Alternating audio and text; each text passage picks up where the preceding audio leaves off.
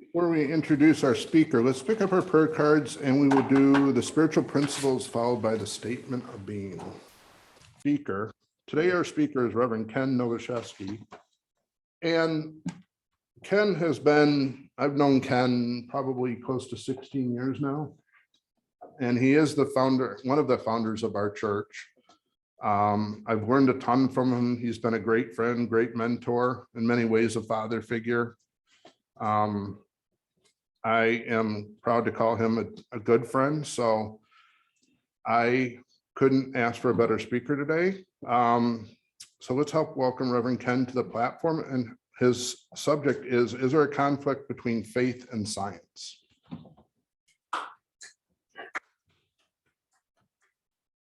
Good morning, everyone. Very nice to be here again this morning to serve you. And hopefully I'll do a little better job this time than the last time. I watched my sermon on YouTube and noticed I always had the paperwork up in front of my face. So I said, oh, I can't do that this time around. Okay. So is there conflict between faith and science? Astronomical improbability is what it's called. In his book, Besides Still Waters, there's a journalist named Greg Easterbrook, and he writes, if the Big Bang Theory had been slightly less violent, the expansion of the universe would have been less rapid and would have collapsed back on itself. If the explosion had been slightly more violent, the universe might have dispersed into a soup too thin to aggregate stars.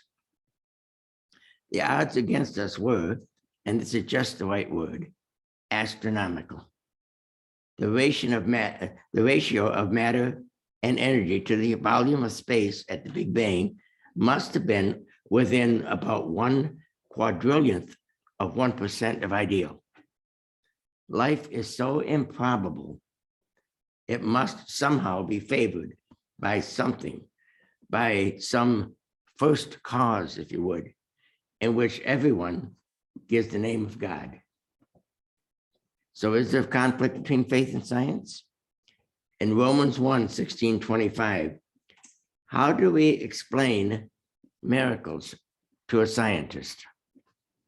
How do we explain science to a Christian? Can it be done, and is there conflict between the two?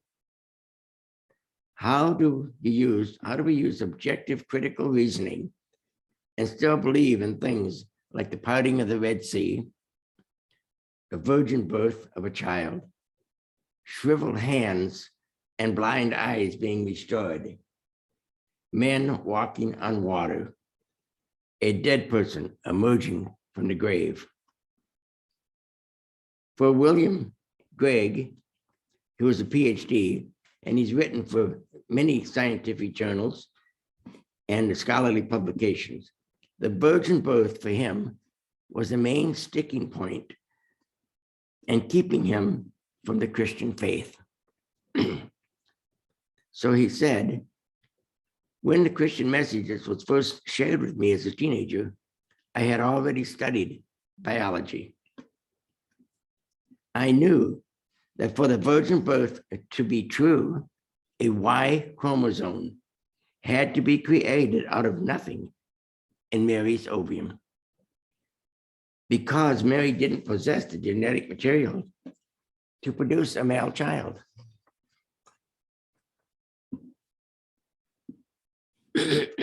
So when he was asked how he got past this problem, he said, well, I sort of just set it aside and became a believer anyways, although I didn't really believe in the virgin birth.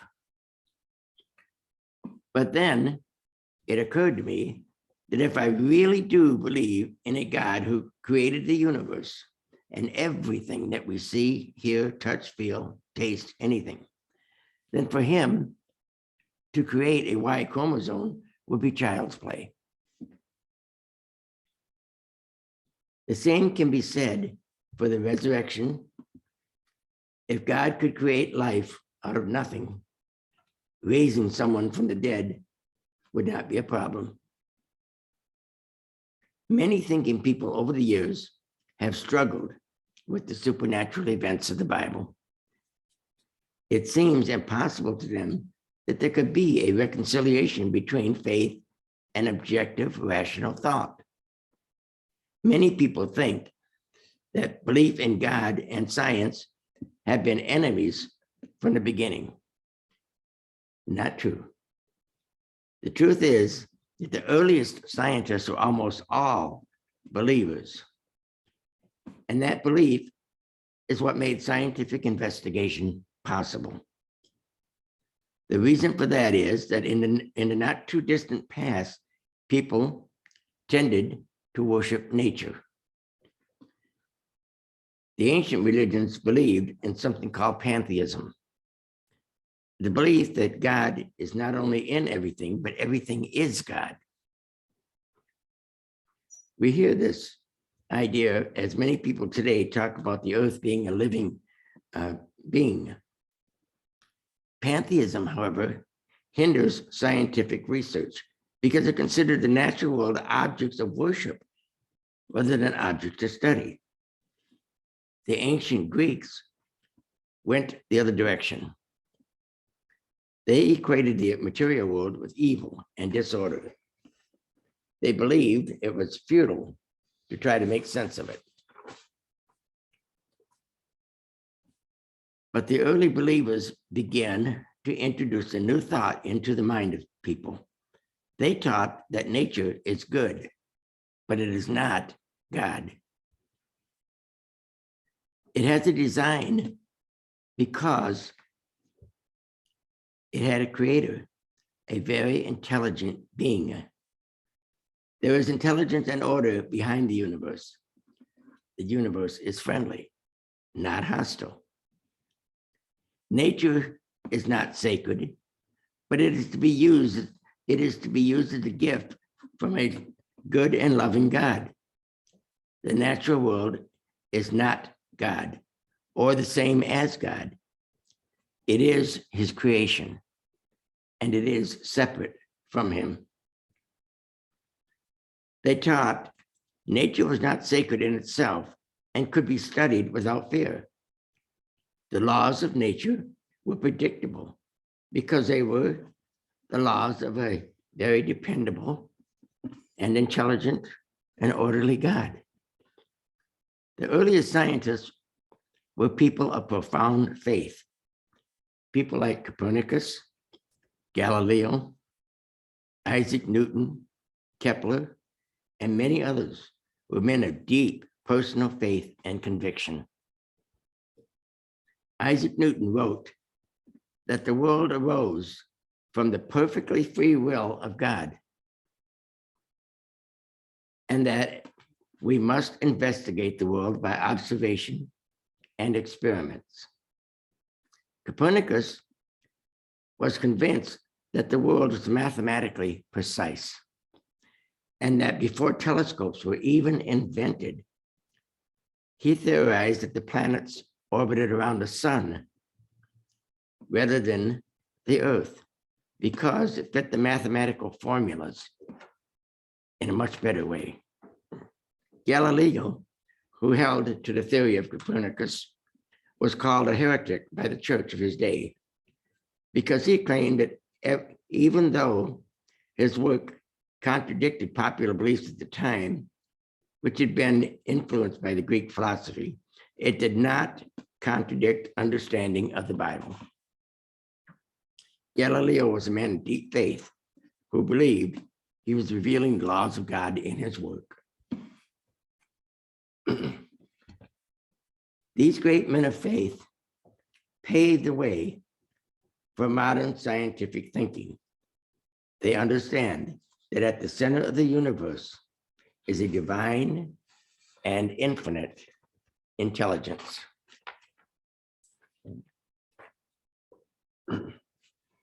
Life is not random and chaotic, as the world of that time believed. It is rational and ordered. The world is not subject to the whims of thousands of gods. There is one God who is good and to know him is to know truth. There is a design and purpose built into the universe. And the second thing that people in search of truth need to consider is miracles are not things done against natural law, but according to natural law. And spiritualism has taught this for years. William Craig gives a couple of examples here. He says, it's a law of nature that oxygen and potassium, when combined, will be combustible and burst into flames. But I have oxygen and potassium in my body, yet I'm not bursting into flames. Does this mean it's a miracle? Or am I violating the laws of nature? No, because the law of merely states what happens when under idealized conditions, assuming that nothing else interferes. In this case, however, there are other factors interfering with the combustion, and so it doesn't take place. It's not a violation of the law. In giving a simpler explanation, if you drop an object, it will fall to the earth. If you drop an apple from a tree and you reach out and you catch it before it hits the ground, you're not violating or negating the law of gravity. You are merely intervening. He goes on to say that catching the apple doesn't overturn the law of gravity or require the formulation of a new law. It is merely an intervention of a person's will, and it overrides the natural causes that are operative in that particular situation. And that essentially is what God does when he causes a miracle to occur. Free will is something spiritualists have recognized and taught since the beginning. When Craig is saying is that miracles or supernatural acts, as we understand them, are not really miracles in the sense that God sets aside natural law. It is God intervening in natural law in a way that in which we do not understand as yet.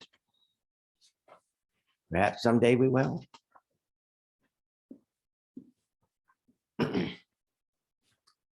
So as science advances and offers natural explanations of how some of the miracles were done, we would affirm that God may well have done it that way.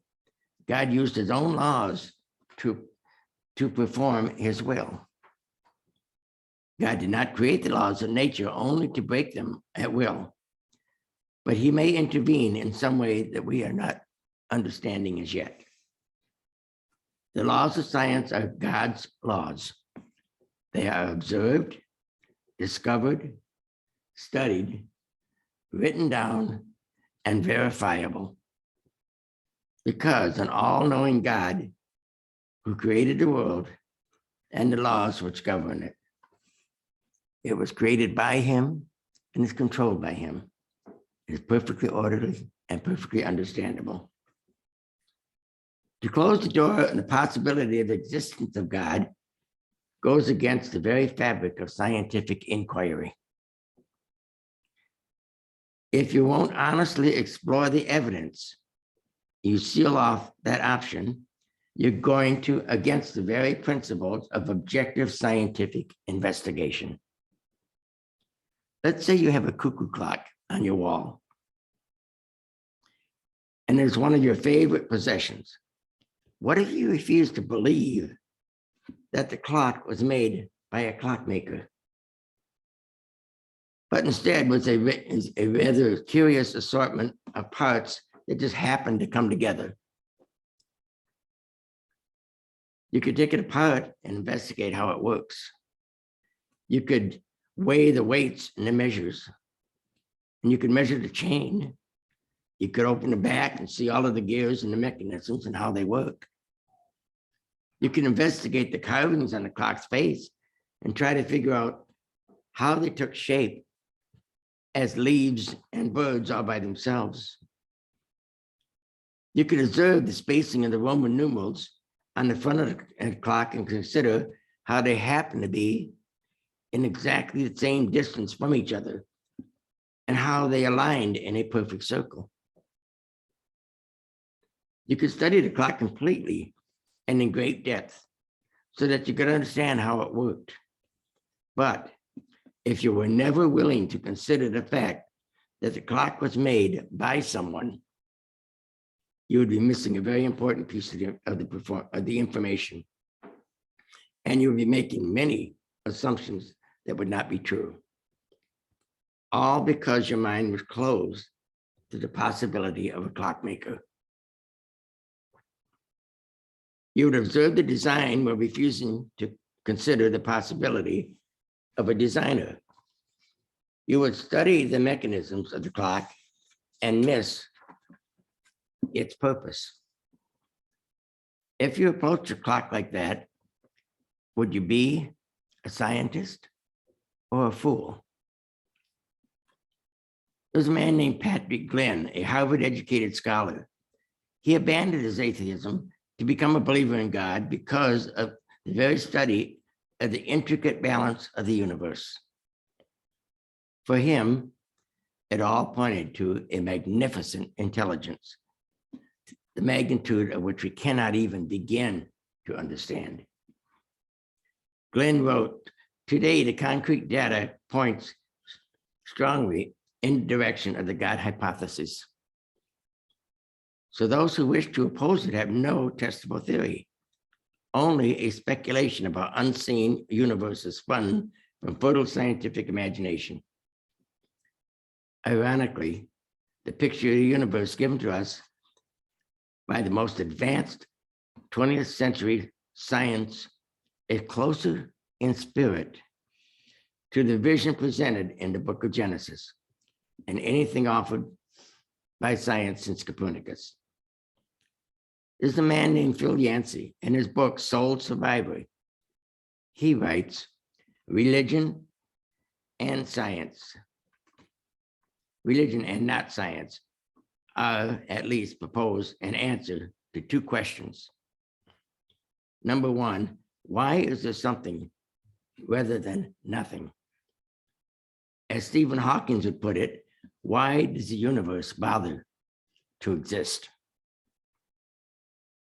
Why is it that something so beautiful and orderly that the burden of proof is on those who see order and try to explain it and where it came from, out of chaos? They see intricacy and they say there is no artist. They see design, but refuse to admit even the possibility of a designer. They see beauty in intelligent life forms and say it all came from randomness. They see a world packed with pleasure and goodness and joy, and they say it was all an accident. They see a sky, but they do not see heaven. They see a tree, but they do not see the hands of God. As someone once said, pity the poor atheist who sees a beautiful sunset and has no one to thank for it. Belief in God can be reaffirmed by something very unexpected. In England, visit the place of the St. Paul Cathedral, and in worshiping there, the cathedral, your eyes are drawn to the great dome, and they have windows, making you think that they are the very windows to heaven.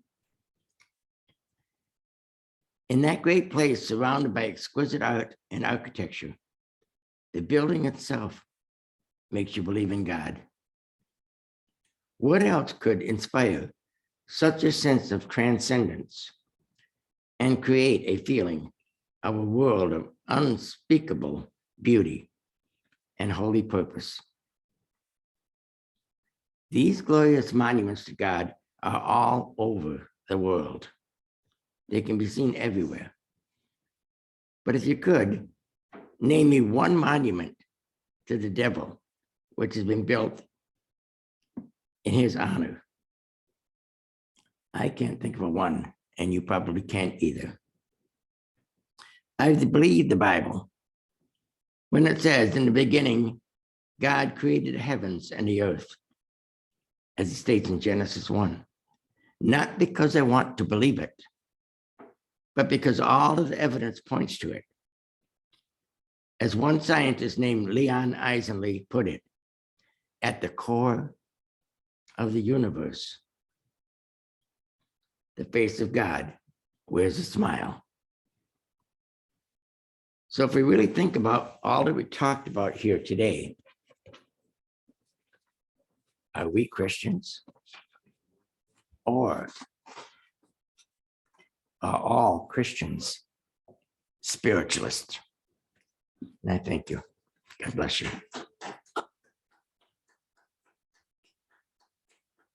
Thank you, Reverend Ken.